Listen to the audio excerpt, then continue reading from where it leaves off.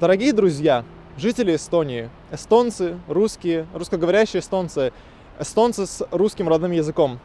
22 год наконец-то подошел к концу.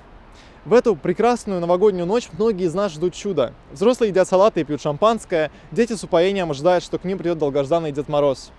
Каждый раз в канун Нового года Дед Мороз приносит подарки хорошим детям. Плохим детям он их тоже приносит. Откровенно говоря, Дед Мороз обычно не приходит только к детям в бедных семьях. Но в этом году Дед Мороз задерживается для всех, ведь ровно как и в прошлом году, он застрял в традиционных рождественских сугробах, которые стали нашей доброй новогодней традицией. Раз в год вся дворовая шпана, достав санки с антресолей, несется всей округой к самой большой на районе Снежной горе, которая всегда так удачно располагается на парковке соседнего магазина. И впервые за год, придя на огромное асфальтовое поле, дети могут вновь почувствовать, что этот город принадлежит им. Как жаль, что мы не можем продлить им это новогоднее чудо, ведь взрослые знают, праздники уйдут, а нужда припарковаться во дворе нет. В наступающем году нам придется научиться делиться с близкими. Делиться любовью, пониманием, заботой, едой и вещами первой необходимости. Полным списком мне, к сожалению, не разрешило поделиться Министерство обороны и внутренних дел.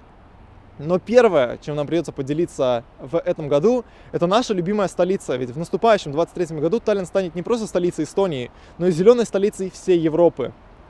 Все градостроительные ошибки и отсутствие зелени останутся позади. Ведь самое главное, чтобы мы все в раз в году просто поверили в чудо. В наступающем году каждый житель Таллина сможет помочь в борьбе с глобальным потеплением, ведь для этого всего лишь нужно найти эко-режим в собственном трехтонном внедорожнике. Красную пластиковую краску, грязную и вредную для экологии, заменит новая, экологически чистая кровь велосипедистов и пешеходов, ведь безотходное общество – один из ключей к зеленой столице. К сожалению, в году уходящем пролилась кровь не только велосипедистов на улицах Таллина, но и мы все навеки вошли в историю ужасной преступной войной в Украине.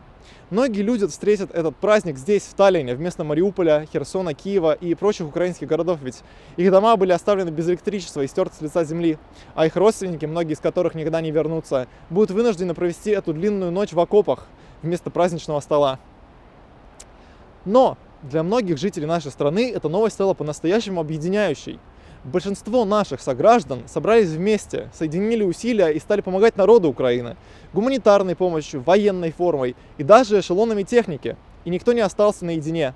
Ведь даже те, кто не смог помочь делом, смогли помочь словом и объединились в группах в социальных сетях, распространяя идею о том, что нет ничего ценнее и дороже, чем человеческая жизнь, права человека, свобода и демократия. Конечно, кроме цены на топливо. В таком случае это все становится неважным. Мы познали себя через призму внешнего мира. Смотря на то, как смелые и отважные женщины в Иране, рискуя жизнью и здоровьем, борются за свои права, мы смогли в очередной раз почувствовать, насколько повезло нам здесь, в Эстонии. А благодаря Катару мы узнали, что для того, чтобы никогда больше не вспоминать о дискриминации, казнях и пытках, достаточно просто иметь много денег и друзей в FIFA. Внешний кризис помог нам разрешить кризис внутренний, ведь именно благодаря всем потрясениям 2022 года мы смогли наконец-то найти корень всех проблем внутри нашего общества. Десятки лет неприметный танк, стоящий на окраине Нарвы, создавал напряжение в обществе и делал наших сограждан пророссийскими. Благодаря невероятным усилиям нашего общества и правительства мы наконец-то смогли избавиться от этой точки зарождения путинизма. Новых последователей рашизма у нас больше не появится, а от старых мы сможем избавиться в течение года, ведь у нас теперь есть танк. Также прорыв был сделан наконец-то в сфере образования. Впервые за 30 лет мы набрались политической воли для того, чтобы наконец-то научить наших детей государственному языку и дать им возможность получить нормальное образование.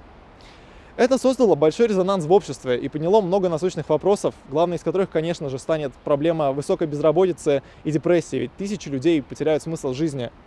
Нам предстоит ответить на вопрос, куда должны будут деться и чем должны будут заняться эти 15 тысяч членов центристской партии, когда их единственное предвыборное обещание будет навсегда упущено. Вопросы интеграции и сложности языка тоже не покидают умы наших граждан.